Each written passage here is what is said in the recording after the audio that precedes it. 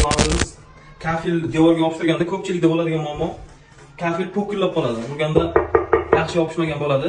Hamma joyga kafil tekkan bo'lgan taqdirda ham yaxshi yopishmaydi. Hozir buni qisqacha eng yaxshi, udobniy va mustahkam yopishtirish yo'lini ko'rsatib o'tamiz. Bu suv tortadigan kafillarda bo'ladi. O'sha kafillarni suvi olish kerak. Mana shu tarzda bu tarafdan surtiladi mana.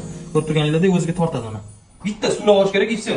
Keyin buni bir xillar bo'ktirib qo'yadi. Bu ham noto'g'ri, lekin bo'ktirib qo'ygandan keyin bu suv kafil o'ziga haddan tashqari suv to'liq tortib olgandan keyin bu kafilni kley bilan surtadi. Ko'p haddan tashqari suv tortib olgan hisobiga kafilni kley yaxshi birikmay qoladi. Qanaqa turib devorga yopishtirilayotganda avval buni o'ziga kafilni kley tortib olamiz. Xuddi shu tarzda kafilni kley tortib olamiz. Devorga ham bitta kafilni kley surtib olamiz. Mana shu tarzda tortib olingan kafilimizni yopishtirib olamiz mana shu tarzda. Bu kishilarni ko'p. Po'killagan havo yo'q xudo xolisa. Cho'tki.